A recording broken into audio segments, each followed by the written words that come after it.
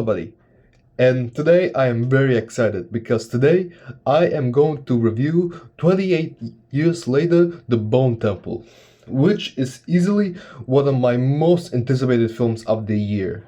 Now, I do know there are some films that have already been released this year, but this is the first one that I was very interested. So I just needed to watch that because I absolutely loved the first 28 Years Later. It's one of my absolute favorite horror films of that year, and I just love it.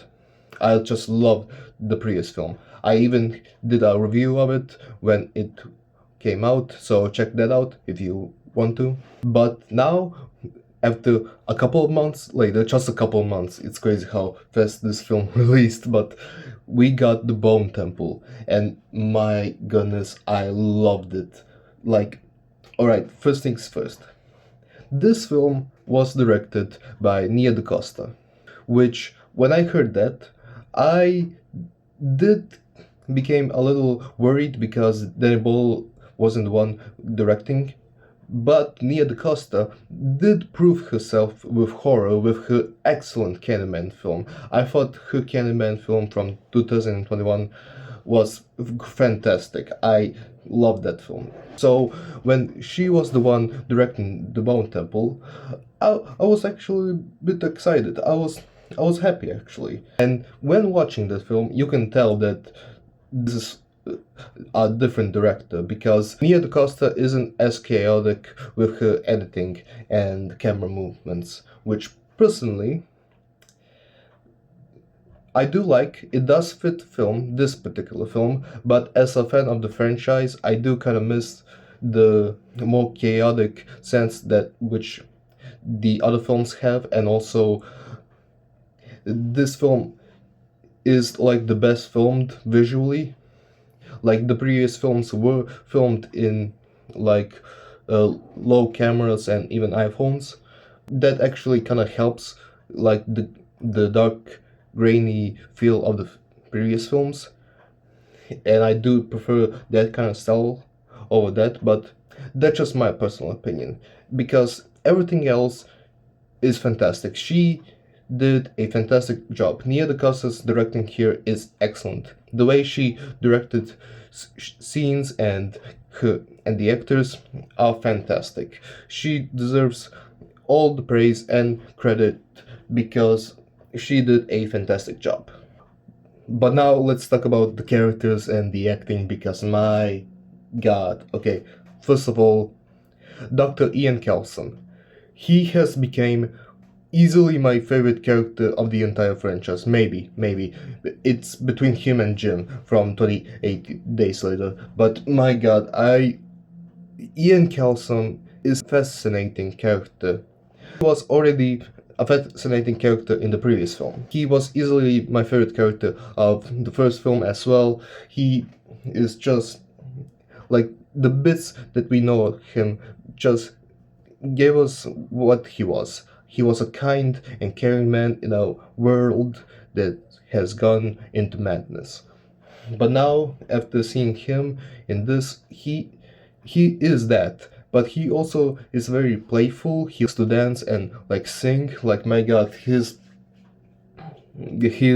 like dancing and he sings and dances to Iron Maiden by the end of the film was incredible. Like I did not expect to see Ralph Fiennes to do something like that, but my God, it was amazing. Like genuinely, the last scene that I have seen like that, which was entertaining and wild, that I saw in a cinema was I Lied to You scene from Sinners. Like I don't know if people would go so far and to compare those two scenes together, but that's honestly how I felt, and I just loved that scene. It was crazy. This entire film was nuts. Like, okay, if I describe the film with two words, those two words would be metal and quirky. Because of metal, because of just everything insane that's absolutely is going on, but also quirky because of all the characters that we follow, like Ian Kelsom, like I said. But also, I absolutely love what they did with Samson in this. Samson was like, we only know him like this threat of an infected in the first film. That's all that we really know about him. But the relationship between Ian Kelsom and Samson is so interesting. I did not expect it, what they did to Samson in this, and I never expected to see a like zombie franchise to make me sympathetic to a zombie. Like, I just absolutely love what they did with his character, and I am just so curious what will they do in the next film with him, with Samson, because there are multiple different ways that could go, but I kind of don't want to spoil what happened, what is going on with his character. I really want to everybody to just check the film out for themselves, but it's very interesting, very curious, but it's fantastic. And also, Chi Lewis Perry, who played Samson, is fantastic. Like, this franchise is his first ever like acting, like lead acting role, like the first acting role that he has a main part in, and he is fantastic as Samson. His like body movements, his the stuff he does with his eyes and face is just excellent. Like, the dude has a future. Like, I cannot wait to see him in more films. The same goes with Alfie Williams, who is fantastic in this. Like, he has already blew me away what he did in the first film.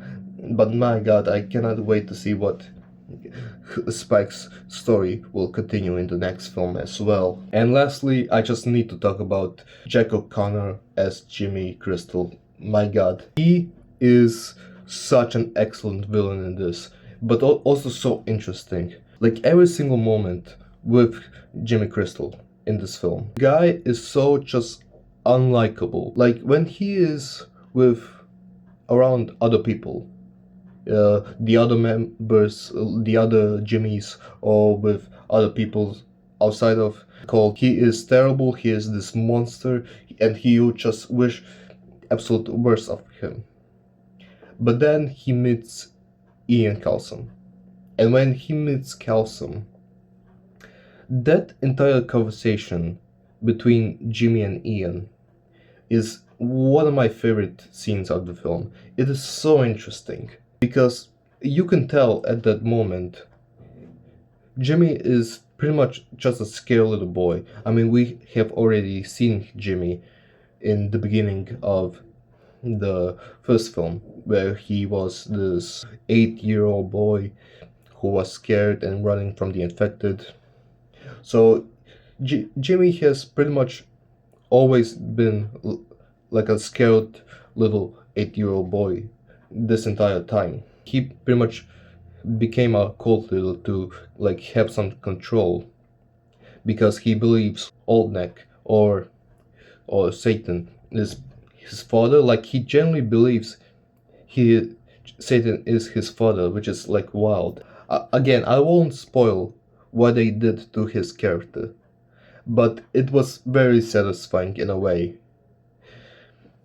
because you are happy that this terrible person is dead, but also at the same time there is this level of just this guy who just being a scared 8-year-old, which does has a level of sadness into it, which, but still, like, I did not expected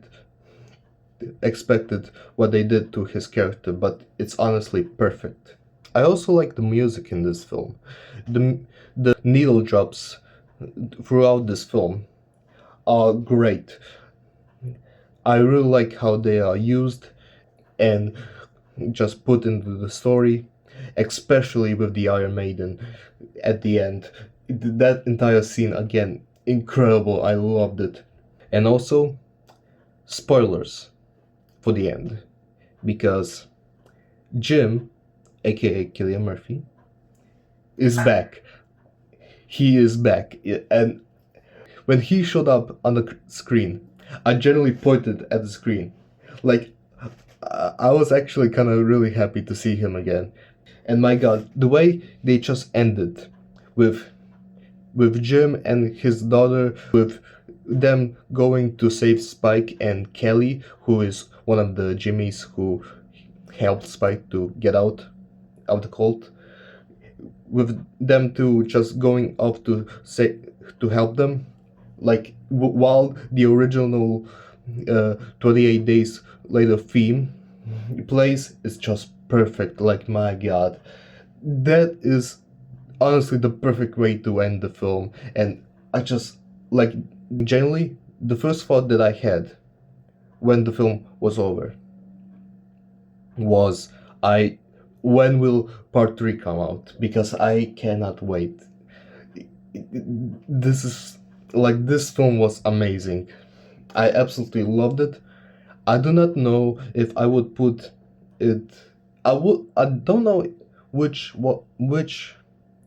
28 Years Later film I like more, honestly. They're kind of on the same level for me. But they're both fantastic. I absolutely love them both. And I highly recommend all of you to see The Bone Temple. It is an amazing film. And that's pretty much it. That's all that I have to say. Those are my opinions on 28 Years Later, The Bone Temple. Please let me know what you guys thought about it. And I hope that all of you enjoyed the video, and have a good day. Thank you.